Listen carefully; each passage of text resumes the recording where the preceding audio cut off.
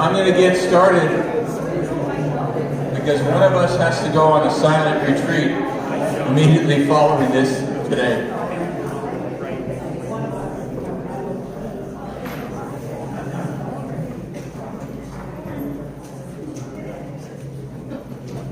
I want to thank you for coming, since this has been such I've never had such a build-up in my life for me giving a talk. So let's gather in prayer in the name of the Father, and of the Son, and of the Holy Spirit. Amen. And as we have just celebrated Pentecost last week, Trinity last week, Pentecost the week before, and Corpus Christi today, let's pray this. Come, Holy Spirit, fill the hearts of thy faithful, and kindle in them the fire of thy love. Send forth thy Spirit, and they shall be created, and thou shalt renew the face of the earth. Amen. Amen. Okay, I know they've been advertising this is going to be all about property and things like that. It's not. I'm going to hit you all up for some money today. That's what we're doing. I thought you'd all get up and just leave. I will be coming upon, in a few short weeks, this is a little past in history here, 4 years here. It doesn't feel like it. They do wait till the end, okay, wait till the end. They threw a pandemic in there in the middle, so it really doesn't feel like 4 years. When I was asked to take over this parish, and I spent many years on the personnel board in the diocese, they normally, before you took a parish, they sent you a number of documents. One, the notes from meeting with the parish leadership and staff. And so they would take that down and send that to the prospective pastor.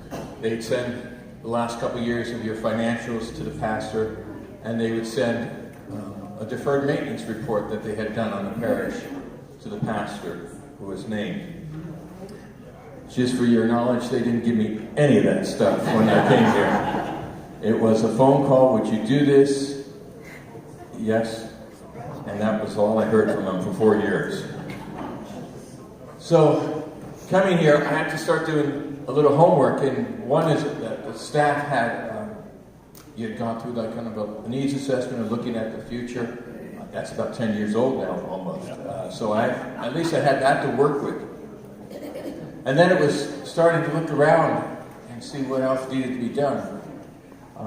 Whether it's programs, facility, and I have to say the facility kept jumping out at me because different things were happening. Sewer lines were breaking down, storm drains, not to mention what was going on over the house.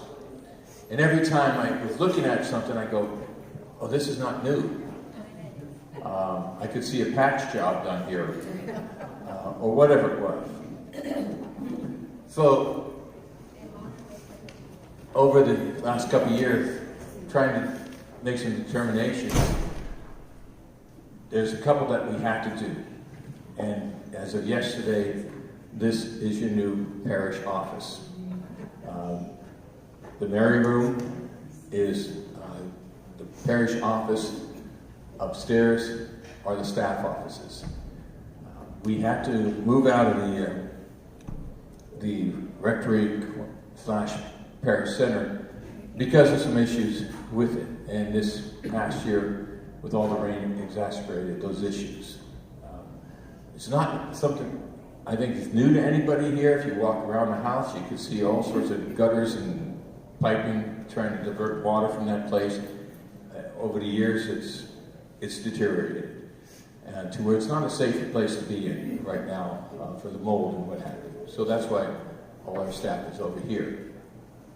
To the kindness of one of our parishioners, we were able to get a home inspector to go through that and give us just a kind of a quick look at the building. That's what I asked him to do. I got 60 pages report. So that was kind of fun to read. And along with it, we gave that to the leadership to look at. So that necessitated that we move over here. We're keeping one group still over in the very far corner because they happen to be on a concrete pad, not over a cell, and that's the St. Vincent de Paul. They can't go any further into the house than they're at. We just want them to be safe there. The second safest place is my garage over there. Okay. So as you want to make use of the office, the main door will be that one over there, and we'll have signs up there and what have you. So that's what immediately took place. Now, we have to decide what we're going to do in our future here. The pandemic impacted us in other ways. Before the pandemic, we had a preschool of 70 kids. We're down now less than 30. And quite frankly, I don't see that increasing. Not so much that we don't have the kids anymore, but we don't have the teachers anymore. It's so difficult getting preschool teachers today because they can't live in this area. We have two now who come to us, commute over from the East Bay. And you know, with the gas prices, I keep my fingers crossed that we can keep them. We are constantly putting out job announcements to try to, because we cannot increase the amount of kids, we have the teachers to cover that. So that is one area that we're having to kind of look at as a program, saying, okay, are we going to be this, smaller preschool? Still 30 is a good sized preschool. That means a lot of that building over there is going to be underused. So the question came out, what do we do with our property? How does our property here serve our ministry?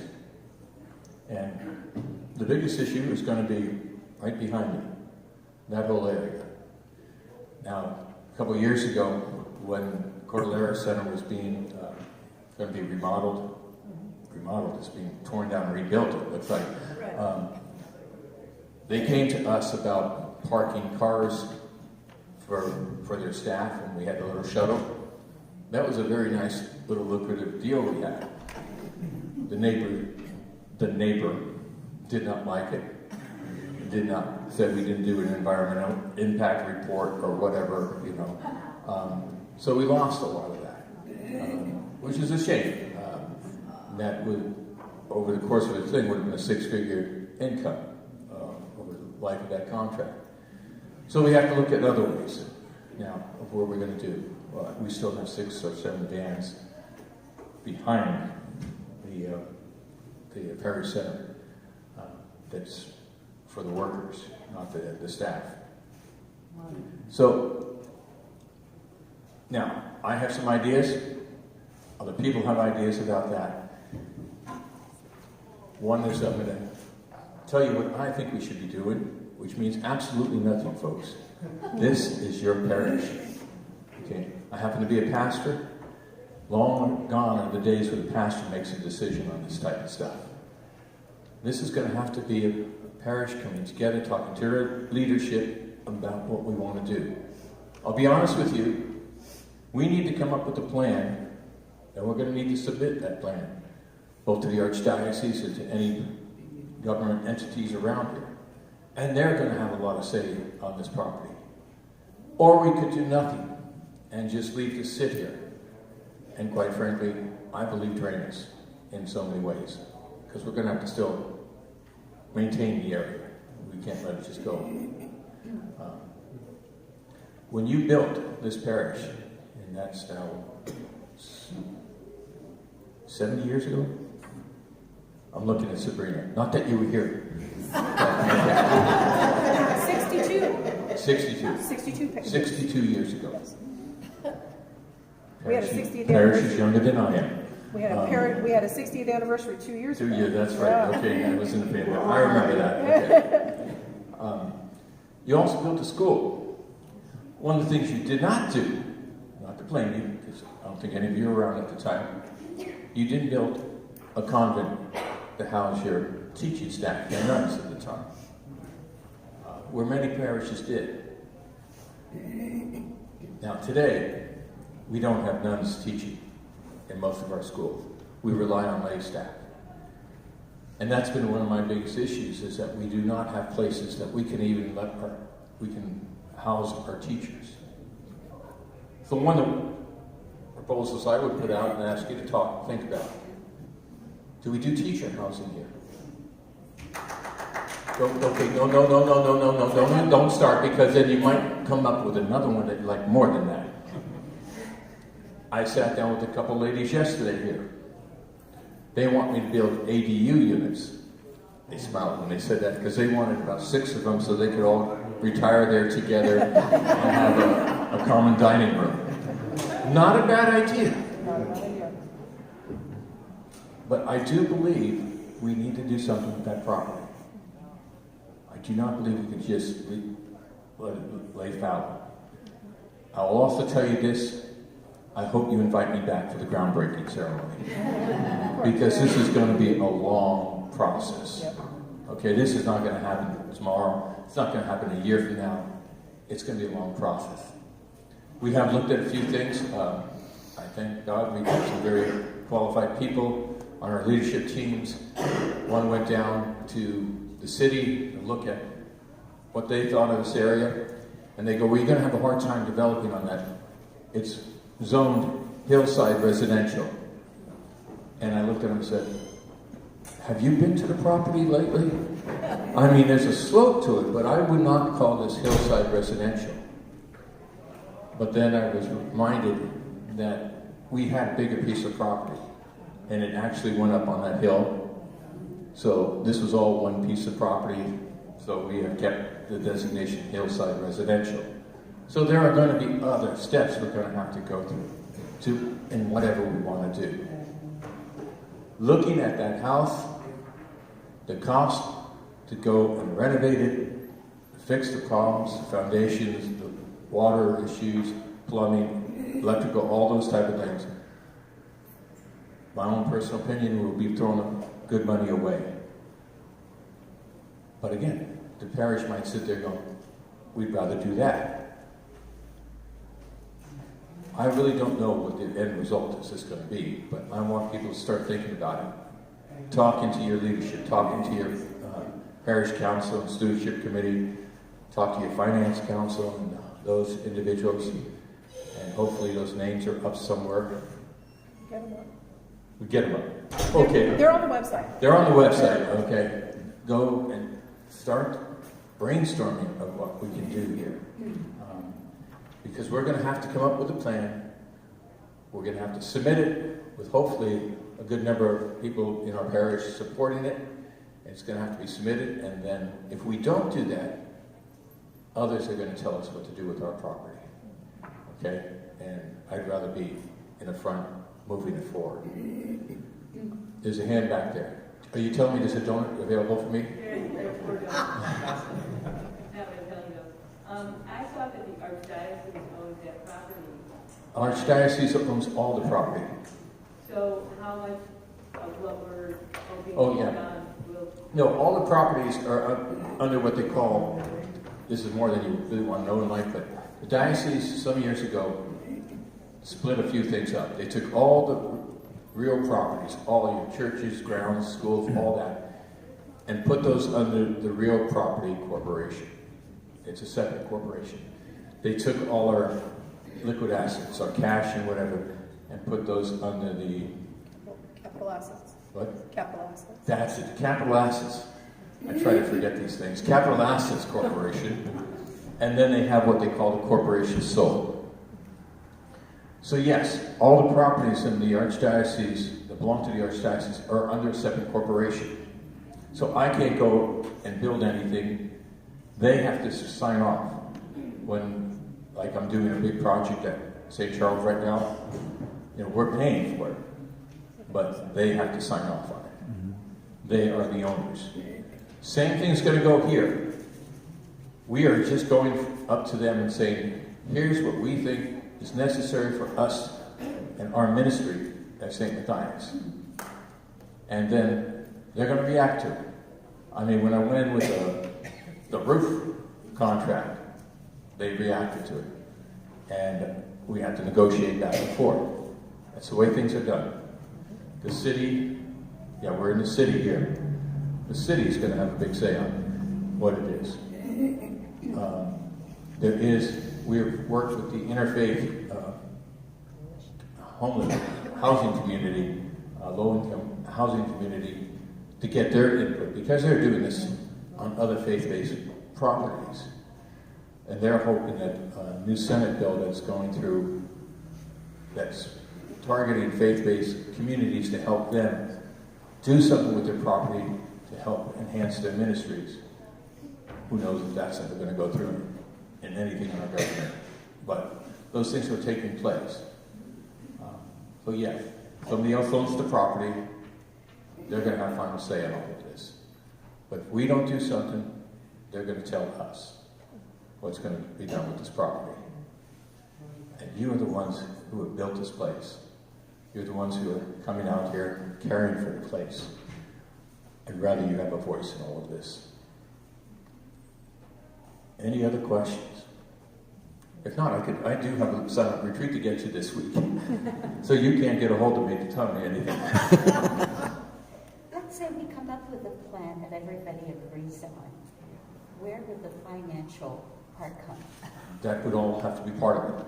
Part of it. Yeah. So it would be up to us to come up So with I it. could give you examples of other parishes in the diocese.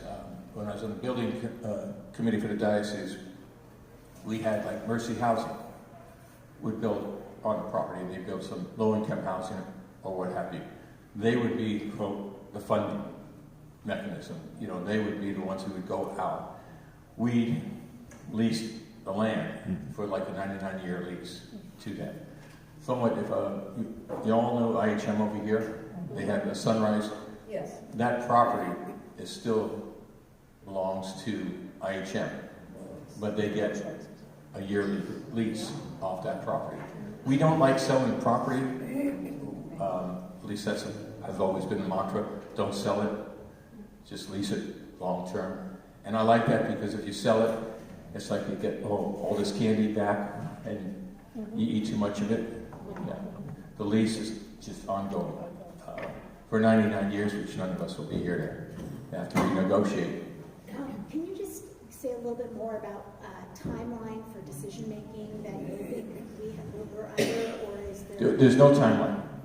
Well, I say that there's no timeline that I know of. Okay, we just now have an empty building, and we have an empty property that I'd rather see start to go and generate money for our ministry. And if that's housing for teachers, housing for seniors, if you put low-income, say if you go, we're going to put low-income housing, you know the neighbors are going to yell. Absolutely. Okay? You're going to have a hard time fighting senior housing, teacher housing, which both fall under the category of low-income housing. So, yeah. Is there a need for cash right now? Is there what? Is there a need for cash right now? Somebody.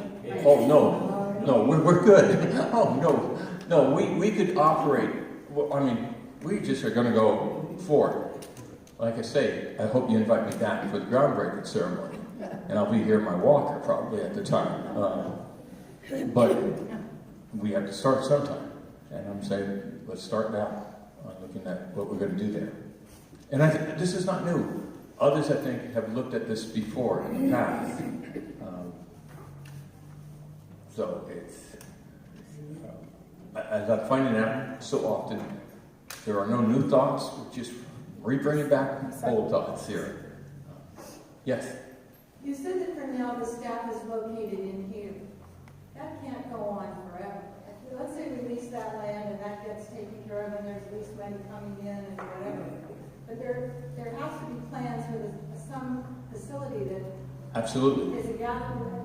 Absolutely. So we have more in place. Yeah, no, and absolutely, and that's why I'm saying we have to look at the preschool, the spaces we aren't using completely. I mean, right now, the last grade, the 8th grade, is a huge storage room. In fact, the 7th grade might even be a storage room. I mean, we have a lot of storage space now. Whatever we do with this property, it has to have the whole thing. staff offices, ministry offices, whatever we need as we look to the future. Now, some have built offices in a development on the property. I don't know if this property is big enough to make that work, where the entity had its own offices there, and then all the rest of it was, rents. Because this is not a huge piece of property, and so Mercy Housing or any of those types are going to look at bang for the buck, how they get the money back. Follow-up, you keep mentioning a leadership team. Is that our finance council and our pastoral council, or is this a separate leadership team? I've been meeting, the finance council, the parish pastoral council and stewardship group, another one, have been talking about this. I've been meeting with a small group of different people about how to go about development, who we're going to need to. Penny Nixon from the Interfaith Housing Coalition has been part of that. Real estate person, financial banker who's in real estate have all been part of those discussions.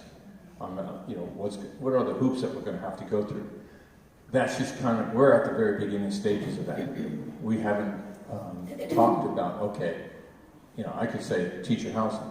Maybe this community is saying, Father, we want senior housing there. Then we look at that.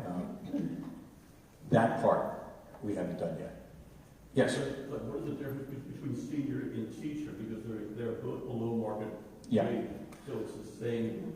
Well, it's the same thing, but what we would do is we would emphasize. We would say this is going to be teacher housing, so it will only be for teachers in our, And what I don't know is how do you restrict it to what teachers can be there? Yeah. Again, that's why we have lawyers and headquarters. We let them write our contracts because you would have to have a contract. What if the teacher leaves your employ? How much time do you give them to move out? Those type of things. That's down the line. We have to decide if that's even a direction we want to push. So as parishioners, how do you suggest that we get together and brainstorm these ideas, and who do we present them to? Your leadership groups, your parish council and stewardship group, your finance group. I could talk to Sabrina about putting together some listening sessions where people can come in and start just brainstorming and saying, Father Dave's way off base with teacher housing. And, you might say instead, retired housing for priests. There you go, sign him up. I've been looking at rents here in San Mateo, so I'd be all for that, okay? The leadership groups, but maybe there could be some informal listening sessions where you start to, what I call butch paper. Yep. You start putting ideas down and go forward with that. This is really early in the stages. You said you were going to hit us up for money. Is there something else going on? Yeah, I want money for this. No. Were you just joking, or was there? No. I was always told when you have people gather together, you put out the hat. Gotcha. No. Financially, no. We're doing fine. This community has been very generous, very supportive. We will continue with the programming, but we have to look at the future and say, buildings are going to need some work on. And the work is not the cheap work. Most of it's underground. So it's been a little tough. Yeah. So for those of us who are new, is it possible for the parish leadership that's here to identify themselves? Because I've been here about a year, I have no idea who in this room is our leadership. If any finance council, I know Roger's here, Linda's here. Those are finance council people. Stewardship and all these guys have already heard all of this before. Yeah. So the stewardship and parish council. I don't. Just Teresa's here. Oh, way to go, Teresa. Mariana. Okay. Oh, sorry. I might.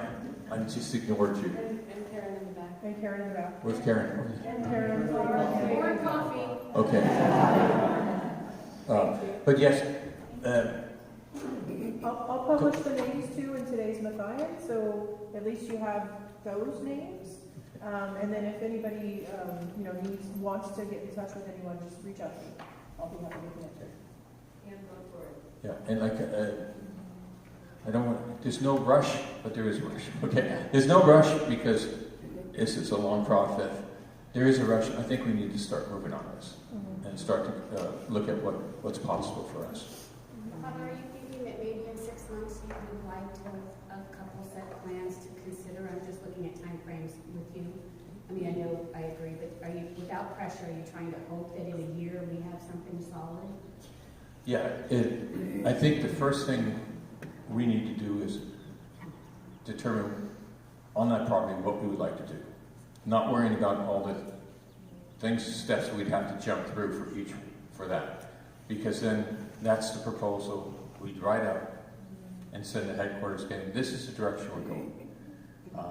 We plan on X project, which will include office staff, office space, whatever it is. So we can send that up before we start getting people involved in going down to the city and saying, okay, what process, because we have to rezone this from hillside to, I guess, multiple units or whatever, because it's all one property right now. Those are the type of things I don't know anything about, so that's where we let the experts do that. We have to be able to say, here's where we want to go. And get them to sign off up at headquarters so we can then start the process through all the regulatory groups. Yes? Who would you want to put? No, I'm not talking to Pam.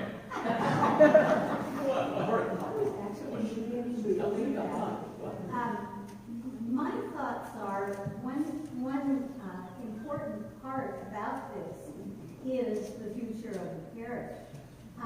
In the hope that the parish will continue to grow, that we will eventually have a resident priest back again.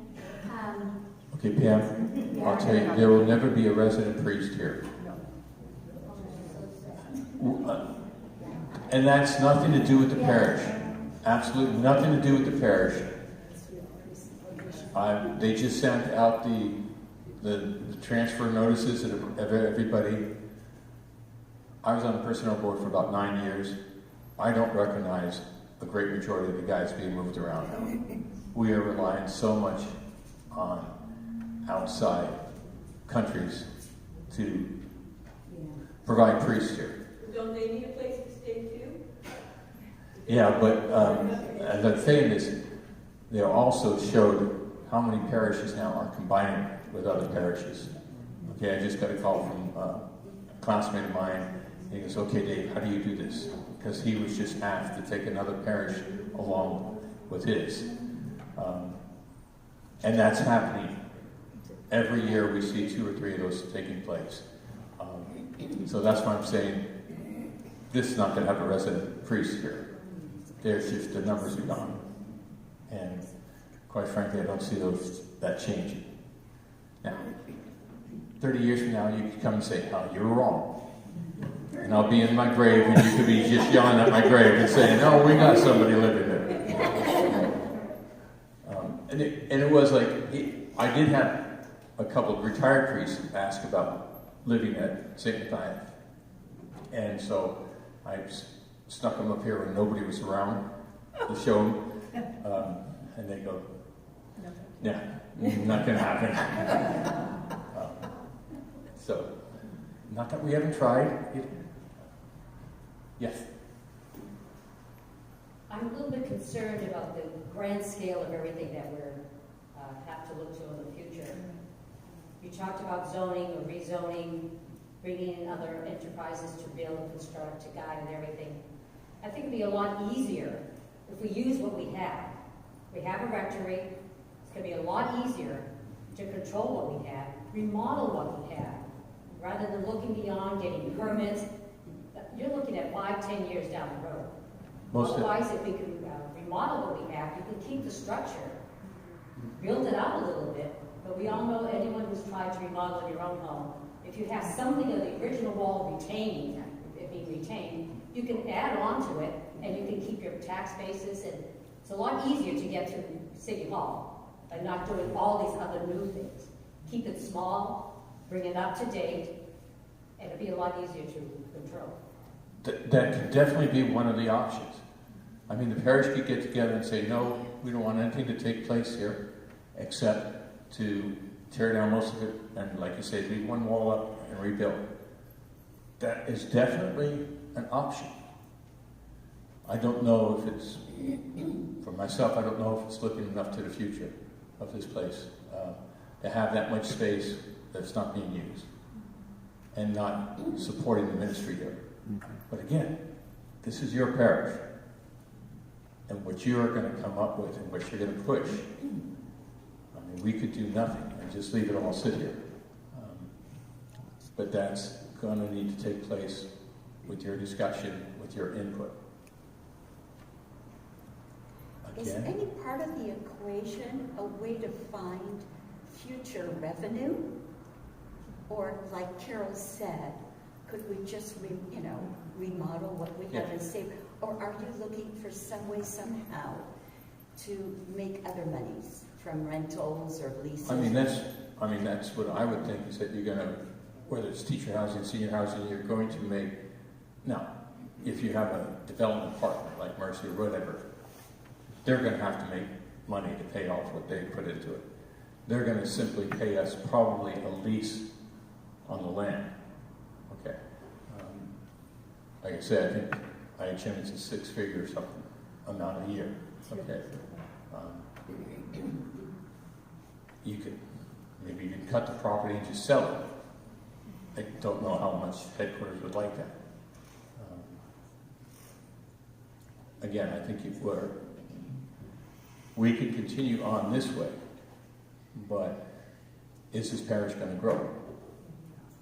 I was talking to an individual who's lived here for years, and he was talking to me about, well, originally they had planned on putting a store on the other end of Edgewood down Kenyatta Road, by Kenyatta Road. They were going to have a whole shopping center down there. And I'm kind of going, and he goes, yeah, they had all this plans, all this development to take place. It didn't happen, and it's probably not going to happen. So a lot of things have changed from when this was built here. I mean, you opened a school, you didn't keep it open that many years because you realized, yeah, this is not going to be the direction. What you did is you made a little U-turn and said, let's start on the first preschool in the area. So you have looked and said, hey, what's going to be needed in the future? So we do it again. We're trying to say, what do we do in the future? Yeah. Just like to comment on that I've always wondered how we as a parish could be of service to the community. We're tucked away in this residential niche. We're not downtown. We can't help serve the poor the way other parishes can, or feed them, or have whatever services they need. But if we could provide housing for those that was affordable, that could be a part, you keep saying, our ministry. That could be part of what our call is as a parish, to serve those who are serving our community. And the teachers are such a prime example of that. So I would feel very supportive of doing something that we as a parish could do for the whole community. And I do think that it's important for us to look in those directions, because our faith keeps calling us to do, and all of us do out in the community. This is something we could do right out next door. So I just neighbors out of the guys that get ACDC when we route to that train. I'll go over to his house or her house. Yeah. No matter what we do on this property, except if we leave it blank, we're going to get, I mean, that's just the story of today's world. I mean, you get 99 people who all agree to it, and you're going to have that one, going down and yelling their head off down at the city. That the headlights were blinding them. Who am I talking? Oh. I just want to say that I agree with what you're saying, and I think as a group, we need to be farsighted and think about 20 years from now and not next year. We've done lots of remodeling in our house, and I'm thinking, why didn't we do the whole thing and do it right from the beginning? So I think we need to think about all of this, and as a group, come together and decide. I used to think that repairing things was a good idea, and having done it both ways now with the house that we have at the mountains that we just tore down and did right, I say we need to think that way. But as a group, we can't make that decision today. And as Father Dave said, we need to get together as groups and come up with an idea. We all want it next year. It's not going to happen, not if you do it right. So I'd like to just put that out there to think long-term, think 20 years, think 25. I remember when Borromeo Hall was built in St. Charles, and we were thinking, how in the heck is this thing going to work? It's way too big. You can tell me now it's not. So I just think we need to think of the future. I was shocked that you guys built it that size. I mean, Way too big, right? as a basketball coach, I would have built a gym. But you see, that's why they didn't assign it to that parish at that time. So I just want to say we need to think about the future. But that took many years, It that did. Borromeo Hall, because I was going through all the plans they had as part of the rectory, and I go, oh, well, great, that would be great having a hall attached to the rectory. That would have been a lot of fun. So it moved around all over. But when I got there, the mailman came up and shooed me out because of the church. And I go, and he goes, you built it on our ball field. I go, it was built in 1966. I wasn't there. Grammar school or high school at the time. It wasn't my fault. Well, you should have known. I should have known, yeah. So, years from now, they're going to blame me for something here. Yes. When I was at St. Cecilia's, my kids were in school there, they decided to build a gymnasium. And they put it out as this is a 3-year process just on thinking and planning about it. And so what we did, the finance council, the spiritual group, all the different parish councils came together in this big room, and we met like once a month, and we did listening sessions, we pulled people in the parish, we set up a fundraising scheme, we hired consultants, and I think we met like once a month. We had our core group, each one was assigned to a group, and we just talked through every option, every possibility, who was going to do the fundraising, who we were going to hire, and people did pledges, and it worked. We even had in the parish, who are a lot of, the Irish contractors, everybody out in the set, they did pro bono work. They came in. My husband came in and did the fire inspection so that we didn't have to hire someone to do that. We had the plumbers in the parish, the carpenters. They actually built the place. We had a contractor who oversaw, but all these individual guys came in and built it. And so it was a huge success. But it took the parish people, there were probably 100 of us at every meeting once a month until it was done. So it's a huge time commitment of many, many people. But it's really worth it, and I really agree with you that this is a 5 to 6 year process at best.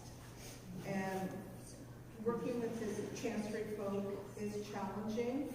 I think more challenging since we just built a house here in the last 10 years.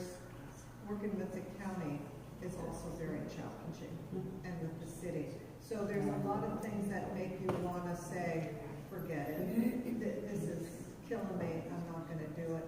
Unless you've got a true commitment from a lot of people in the parish to stick to it for a couple of years and serve on those committees. It can work. I do believe it. It'll be a while. So, if you don't, I do have to go. I'm sorry, not that I try to escape my responsibility here, but I'm going to enjoy a week of peace and quiet. If you have anything to say, send it to Sabrina. She's around this week, okay? But we will look at putting together some listening sessions. I mean, Yep. Mary, you're absolutely right. This is a long process. It's going to take a lot of thought, a lot of input. We're going to disagree. We're going to agree. Hopefully, we're all going to come together and say, okay, this is the best plan we can have at this point, and start to move it forward. Whoever.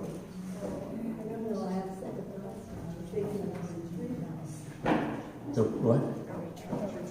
She was thinking. A retreat house.